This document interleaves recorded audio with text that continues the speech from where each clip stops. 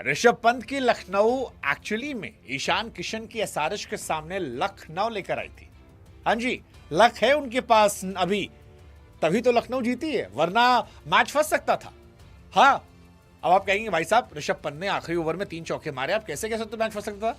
जबरदस्त बॉलिंग की, बैटिंग की, भाई सब ठीक है, लेकिन मैच फंस सकता था क्योंकि ऋषभ पंत ने जब 1 रन चाहिए था और वो चौका मारा, वो चौका अगर आपने गौर से देखा हो तो जब बाउंड्री के पार जा रहा था तो बाउंड्री लाइन के पास आवेश खान ने उसे टक मार दिया था।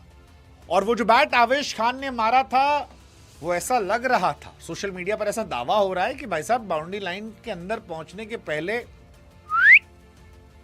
अब लॉजिकली ये क्रिकेट पंडित कह रहे हैं वायलेशन ऑफ रूल हो सकता था अगर उन्होंने वहां अपील किया होता, क्योंकि आवेश खान उस वक्त फील्डिंग टीम में नहीं थे, वो बैटिंग टीम में थे और ये अनफेयर प्ले में आता। और अगर ऐसा कुछ होता तो शायद वो बॉल डेड हो सकती थी, वो बॉल अनफेयर प्ले में आ सकती थी।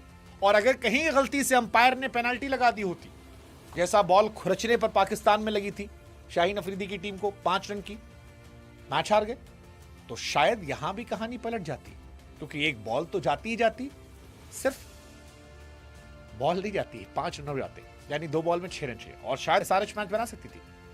मतलब मैच में कहानी हो सकती थी।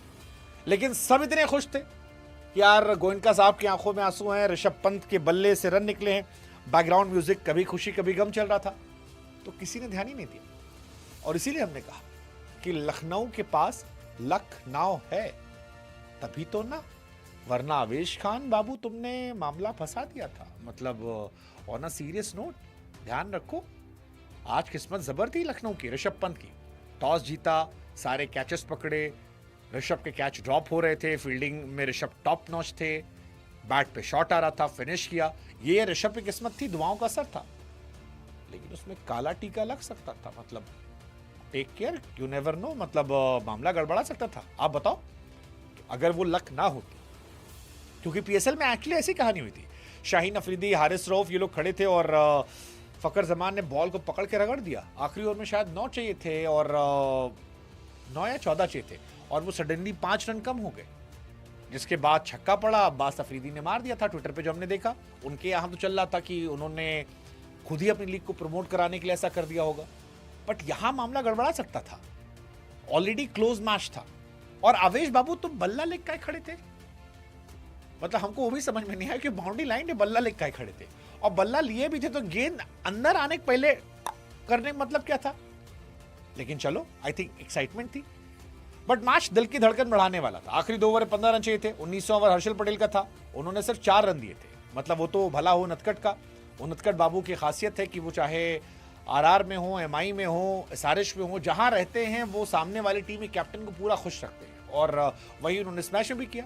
9 रन चाहिए थे आखिरी ओवर में, ऋषभ बाबू थे, पहली चौवा मारा, दूसरी मारा, फिर 2 बॉल ऋषभ भाई ने कहा थोड़ा सा धड़कन बढ़ाते हैं, मजा लेते हैं।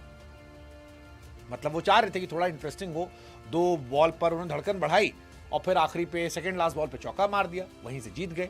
ऋषभ बाबू जो है वो जबरदस्त रन बना गए, 50 की 69 run, Shami Babu man of the match बन गए, गोयनका साहब की आंखों में आंसू आ गए।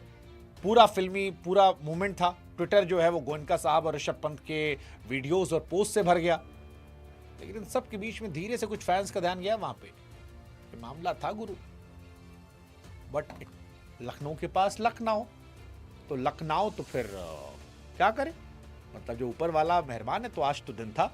वैसे ऋषभ ने पारी अच्छी खेली, एसआरएच सामने वो अक्सर अच्छा खेलते हैं। 19 मैचेस में 626 रन है, 44 का एवरेज है, 143 का स्ट्राइक रेट है। तो ये सब रहा। पहली 30 गेंदों पर थोड़ा संघर्ष था, लेकिन बाद में जबरदस्त पारी थी और ऋषभ के फॉर्म में आने से लखनऊ भी फॉर्म में आ गई है। लखनऊ की ये पहली जीत है। टीम अच्छी है, सॉलिड टीम है, बॉलिंग बहुत सॉलिड है। पिछले साल बैटिंग बहुत अच्छी थी, इस साल बॉलिंग बहुत अच्छी है। बैटिंग में थोड़े 1-2 प्लेयर और फॉर्म में आ गए तो मजा आएगा देखने में, बट बॉलिंग तो इनकी है कहर, मतलब ये शुरू में टांग सकते हैं बड़ी बड़ी टीमों को। देखते हैं कहां तक जाते हैं।